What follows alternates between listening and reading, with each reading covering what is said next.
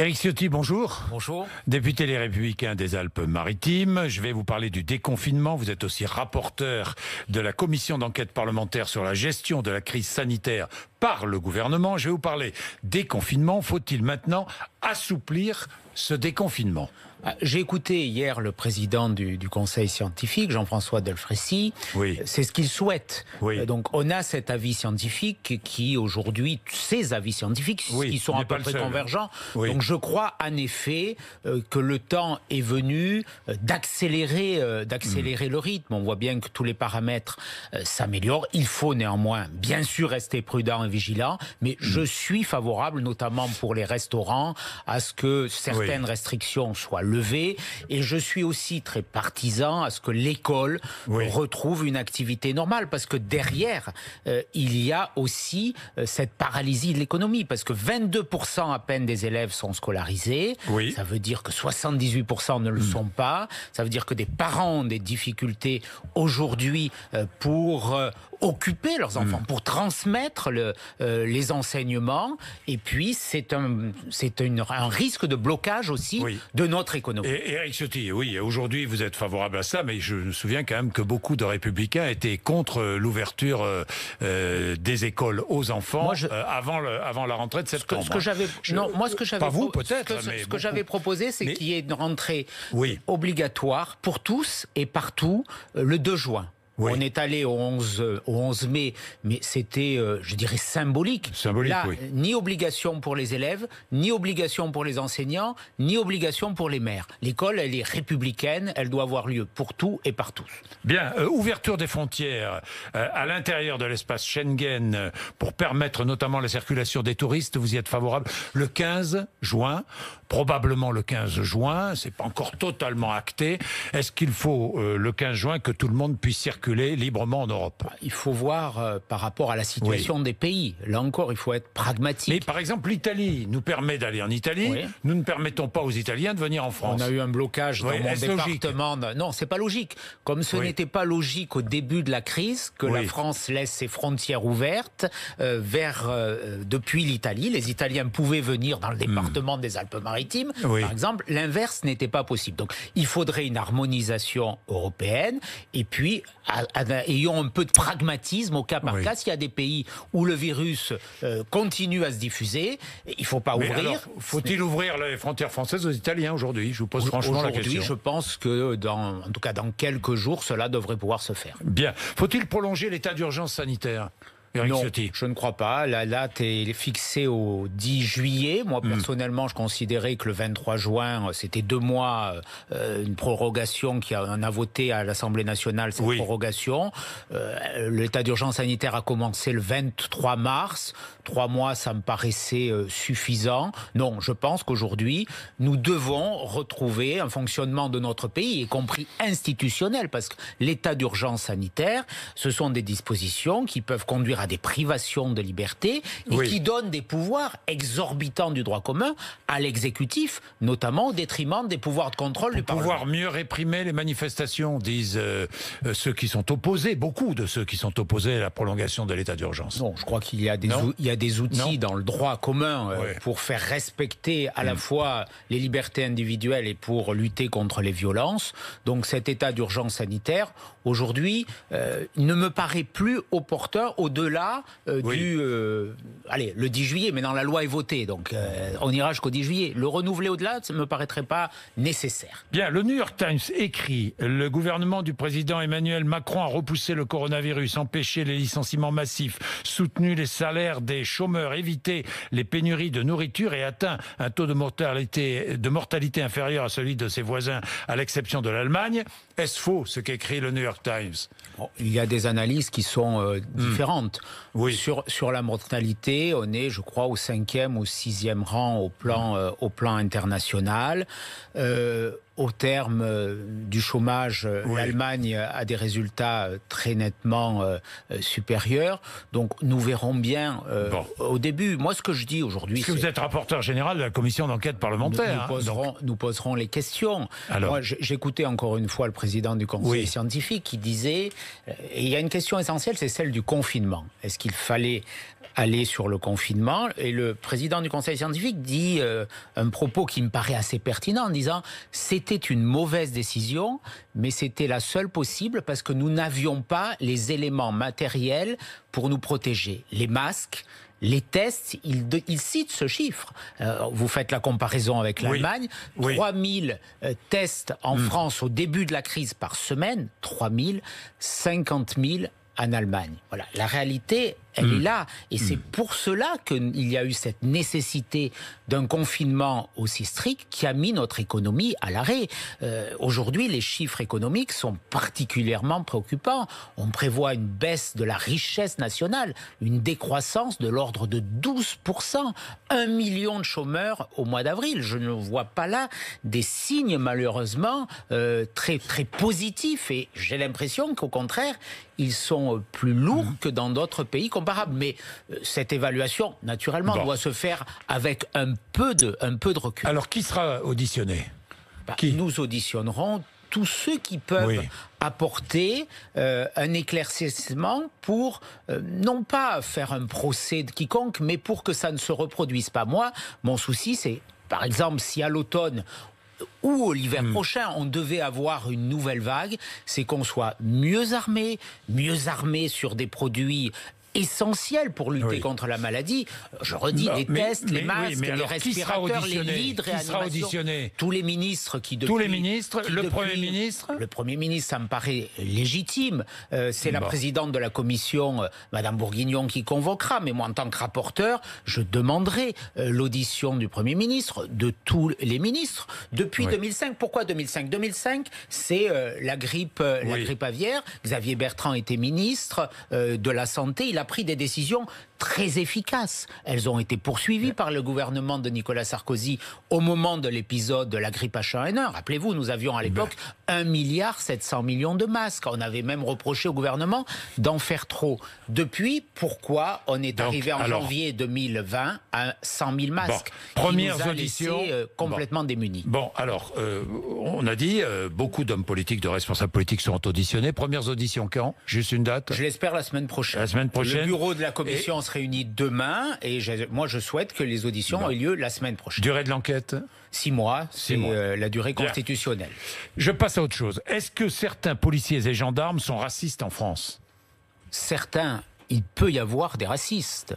Il peut y avoir des journalistes racistes. Il peut y avoir des hommes politiques. Les journalistes racistes, ils sont condamnés immédiatement. Mais les policiers aussi. Les policiers sont-ils condamnés? Bien sûr, il y a eu Quels sont les chiffres? Il y a eu des condamnations. Quels sont les chiffres? L'année dernière, il y a eu 30 procédures pour racisme. Il y en avait 46 en 2018. Procédure est une chose. Combien de policiers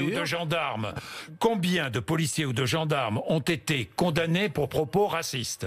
Je ne sais pas très exactement. Vous êtes spécialiste des questions de police et gendarmerie. Très exactement sur les condamnations judiciaires. Vous savez, les procédures judiciaires, elles durent plusieurs années. En tout cas, il arrive un moment où elles s'arrêtent, les procédures. L'IGPN a été saisie en 2018 de 46 procédures pour racisme. C'est un rapport qui est sorti aujourd'hui chez vos confrères, chez certains de vos confrères aujourd'hui, et 30 en 2019. Donc ça a d'ailleurs diminué. C'est un fait important. Ensuite, il y a des condamnations. Comme il y a des condamnations pour propos racistes sur toutes les corporations. Donc dire que la police est raciste, aujourd'hui, je le dis, est une contre-vérité qui ne repose que sur une approche idéologique. Bien, et moi, je conteste cette vision et je demande d'ailleurs, parce que j'ai entendu hier M. Mélenchon a demandé à ce que le président de la République s'exprime. Manifestement, M. Macron a écouté M. Mélenchon, puisqu'il y a un propos qui est rapporté par vos confrères où il demande au ministre de l'Intérieur qui sera là demain matin à votre place et qui va s'exprimer sur la question. Je demande aussi au président de la République, comme au ministre de l'Intérieur, de dénoncer ce procès collectif qui est fait à la police. Ne confondons pas des actes individuels qui naturellement sont condamnables, qui doivent être condamnés avec. Vous avez vu ces groupes de policiers qui discutent, sur les réseaux sociaux. Et la justice. Est-ce que la justice, la justice a été saisie. Est-ce que ces policiers doivent être révoqués, oui ou non? C'est l'enquête judiciaire qui le dira. Et si les propos sont avérés, est-ce que les policiers doivent être révoqués? Bien sûr, mais ça c'est... Ne faisons pas des procès médiatiques. Je ne fais pas de procès médiatiques. On parle d'un groupe. D'abord, ce groupe, il représente environ, si tant est que ces personnes soient toutes membres des forces de l'ordre, on parle de 8000 personnes, il y a 150 000 policiers dans notre pays, il y a 100 000 gendarmes, ça fait 250 000 policiers, il y a des policiers municipaux, on peut rajouter des réservistes, mais bon, c'est beaucoup, vous avez raison, et j'en conviens. Mais est-ce qu'on est sûr qu'il s'agit de 8000 policiers? Donc, ne nous prononçons pas avant l'enquête. Moi, je refuse les procès médiatiques. Moi, j'ai confiance en la justice. Nous avons un état de droit, il y a des procédures, il y a un corps de contrôle, l'IGPN, il y a des enquêtes, elles sont nombreuses, il n'y a pas de laxisme sur ces attitudes dans la police. Donc, naturellement, s'ils sont condamnés, il doit y avoir des sanctions impeccables et exemplaires. Bien, il y a eu beaucoup de manifestations partout dans le monde après la mort de George Floyd. Pour l'instant, Emmanuel Macron n'a rien dit, alors que Justin Trudeau... Vous regrettez qu'il n'ait rien dit sur la mort de George Floyd ? Je regrette qu'il ne soit pas prononcé des deux côtés. Non, mais sur la mort de George Floyd, parce que je vois que Justin Trudeau, par exemple, le Premier ministre canadien, a mis un genou à terre. Vous avez vu ça? J'ai vu ça. Est-ce que vous imagineriez Emmanuel Macron mettre un genou à terre? Non, je ne crois pas que ça soit le rôle d'un président de la République de mettre... Ni d'un Premier ministre. De mettre un genou à terre. Oui. Mais il faudrait que le président de la République parle, parce que quand il y a une émotion internationale, et elle est légitime, parce que ce qui s'est passé aux États-Unis est une abomination. Ces images sont insupportables. C'est un assassinat. Et ce terme, c'est un policier qui me l'a dit, parce qu'ils sont aussi extrêmement choqués. Il y a cette émotion, je la comprends et je la partage. Mais attention, par rapport à cette émotion, à la manipulation que certains peuvent conduire, parce que derrière cette émotion, il y a notamment dans notre pays, il y a la tentation de l'extrême gauche de déstabiliser la société, il y a la tentation de porter atteinte à la police républicaine. Notre police, elle est républicaine. Et j'aimerais aussi que le président de la République le dise, parce que qu'est-ce qui se passe quand même? Nos policiers, depuis 2015, qu'est-ce qu'ils ont subi? Les attentats islamistes. Moi, je pense aujourd'hui à Clarissa Jean-Philippe, je pense à Jessica Sneijder, je pense à Jean-Baptiste Salvin qui ont été assassinés chez eux parce qu'ils étaient policiers. Je pense à cette magnifique image du 11 janvier 2015 où il y avait ce policier de couleur qui était embrassé et qui avait cette fraternisation entre les citoyens et leur police. Depuis, il y a eu les manifestations, la loi travail, les dérives de certains gilets jaunes. Il y a eu les policiers qui nous ont protégés pendant le Covid.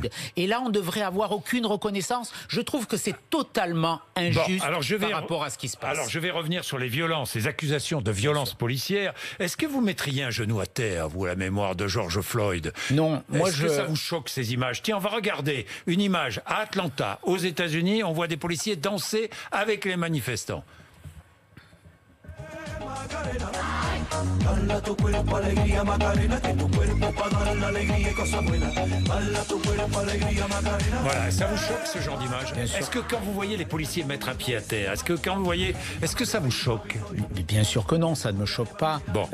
Il y a cette émotion, elle est légitime et il est important qu'il y ait ce lien entre la police et les citoyens. Mais attention, parce qu'aujourd'hui je vois le procès qui s'ouvre contre la police républicaine. Et ce procès, il est injuste. Je rappellerai quand même quelques chiffres. Chaque jour, Jean-Jacques Bourdin, 25 policiers, chaque jour, 25 policiers sont blessés en mission. 100, c'était les chiffres de 2018, 107 policiers sont agressés.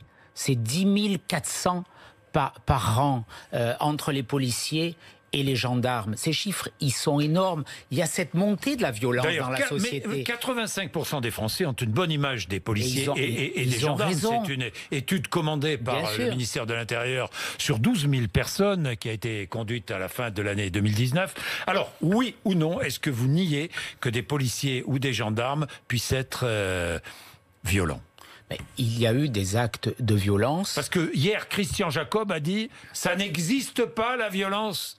Ce qu'a dit Christian Jacob, c'est que la violence de l'institution policière n'existe pas. et il a raison, parce que... il a dit, la violence policière n'existe pas. Les policiers disposent de la force. C'est Max Oui. Weber, le sociologue, qui disait c'est le monopole de la contrainte ou de la violence légitime. Pour faire respecter la loi. Parce qu'il y a des situations quand un policier rattrape un délinquant et qui se rebelle, qui refuse d'obtempérer, il faut qu'il y ait l'usage de la force. Il faut que cette force, elle soit proportionnée, mesurée. C'est tout l'enjeu des techniques d'interpellation, de formation. Mais il n'y a pas de violence institutionnelle. Après, il peut y avoir des dérapages individuels. Il y en a eu, il faut les combattre, mais dire que c'est la police qui est violente, non, jamais. La police, elle fait respecter la loi. Qu'est-ce qu'on veut? Une société où il n'y ait plus de police? Une société où ça soit la loi des communautés, des bandes, de la violence, du plus fort qui domine? C'est pas cette France que je souhaite personnellement. C'est pas ma France. Bien, cette le France défenseur des droits, la police. le défenseur des droits dénonce la technique de la NAS, l'encerclement des manifestants, le port de casques de moto intégraux par les policiers ou de cagoules, l'utilisation des grenades de désencerclement, et le défenseur des droits demande le retrait de l'utilisation de ces grenades. Et puis, a beaucoup de réticence sur l'utilisation du LBD. Il faut que la police revoie ses méthodes de... Ouais, d'abord, vous savez, la police, elle obéit aux ordres. Oui. Ça ne vous a pas échappé qu'au moment des Gilets jaunes, les doctrines de maintien de l'ordre ont changé. Il y a eu cette image qui a tellement choqué des Français du pillage de l'Arc de Triomphe. Le ministre de l'Intérieur a donné une autre doctrine. Donc la police respecte cette doctrine. Cette doctrine, elle est sans doute plus dangereuse parce qu'elle demande aux policiers d'aller au contact. On ne peut pas leur demander d'aller au contact, et donc forcément il y aura un choc, et après leur reprocher. Mais moi j'ai des propositions sur le LBD. On sait que beaucoup des blessures ont été causées par le LBD. D'abord, il faudrait qu'il ne soit utilisé que par des personnes très qualifiés, et notamment les CRS ou les gendarmes mobiles qui savent l'utiliser. Il faudrait qu'il y ait une habilitation beaucoup plus stricte. Ensuite, moi je propose que sur le LBD, il y ait des caméras systématiques, comme sur les tasers, qui filment le tir du LBD. Comme je souhaite qu'il y ait des caméras piétons systématisées sur tous les policiers. On en a acheté, le ministre de l'Intérieur en a acheté, 10 000, elles ne marchent pas. Parce qu'il n'y a pas, vous savez, elles n'ont qu'une heure d'autonomie. On filmerait l'utilisation du LBD, Absolument. mais on ne filmerait pas, si j'ai bien compris, les fonctionnaires de police, les militaires, les policiers municipaux ou les agents des douanes. Si, Votre proposition de loi. Absolument. Alors, expliquez-moi cette proposition de loi. Vous l'avez là, vous l'avez. Alors, je l'ai ici, et vous voyez le titre, proposition de loi visant à rendre non identifiables les forces de l'ordre. Le fait de dire que je veux interdire de filmer les policiers en action est une fake news. C'est une contre-vérité, d'ailleurs développée par des journaux sérieux comme Le Monde, qui a titré que je voulais interdire de filmer les policiers. C'est faux, c'est contraire, c'est totalement faux. Qu'est-ce que vous voulez interdire? Je veux simplement que l'image du policier soit floutée, qu'on ne puisse pas l'identifier, le reconnaître, parce que ces policiers, ils sont menacés. On les suit quelquefois jusque chez eux, leur famille. J'évoquais la mémoire de Jessica Schneider et Jean-Baptiste Salvin, assassinés chez eux devant leur enfant de 3 ans. On veut cette société de violence. Moi, je demande qu'on protège l'identité des policiers. Ça ne veut pas dire qu'il ne peut pas y avoir d'enquête. Une image, elle est floutée, mais un juge, un procureur peut naturellement y avoir accès. Il y a déjà des policiers qui sont floutés, ceux du RAID, du GIGN. Ça pose aucun problème. C'était ça, ma proposition de loi. Elle, d'ailleurs, répondait à une demande des policiers. Et où en est-on d'ailleurs? Le gouvernement ne la soutient pas, me semble-t-il. Je poserai la question au ministre de l'Intérieur demain. Vous savez, elle m'a valu des dizaines de menaces de mort. C'est très étonnant de la part de ces gens qui prônent la non-violence de menacer de mort les forces de l'ordre ou ceux qui veulent les défendre. J'y trouve une forme de paradoxe. La violence, vous savez, elle est sans doute pas du côté où l'on croit. Parce que j'évoquais ces chiffres tout à l'heure, ces 30 policiers blessés par jour. Vous savez, ce fameux rapport de l'IGPN, vous le citiez tout à l'heure, il y a eu 107 personnes blessées gravement par les policiers en 2019. Plus de 9 jours d'interruption temporaire de travail. 107 personnes. Ça veut dire que c'est 3 jours de blessures des policiers. Voilà, c'est ça la réalité. Donc on est dans une société de plus en plus violente. C'est les policiers qui sont en première ligne et on a besoin de les défendre. Il faut qu'ils aient plus de moyens. Deuxième proposition pour la déontologie aussi, plus de formation. Vous savez, on réduit les heures de formation. Un policier a 12 heures de formation par an pour les techniques d'interpellation et pour le tir. Et ça diminue d'année en année. Il faut augmenter et la qualité de la formation initiale. On a baissé sur la qualité du recrutement, il faut le dire, et sur la formation continue. Ça, ce sont de vraies réponses. Ensuite, sur les grenades, pourquoi pas, il faut regarder, mais pour avoir des techniques qui soient les moins dangereuses possibles, bien sûr, mais ne faisons pas un amalgame extraordinairement dangereux. On a besoin de notre police, elle est républicaine, elle nous protège. Et tout ça est aussi le fait qu'on n'a pas assez de moyens pour cette police. On a légèrement augmenté les effectifs, c'est bien, mais on a payé cette augmentation par une diminution des matériels, des moyens de fonctionnement. Et ça, c'est pas normal. Merci Éric Ciotti d'être venu nous voir ce matin. Demain, donc, le ministre de l'Intérieur sera là pour répondre à toutes ces questions autour des forces de l'ordre, entre autres. Il est 8h54.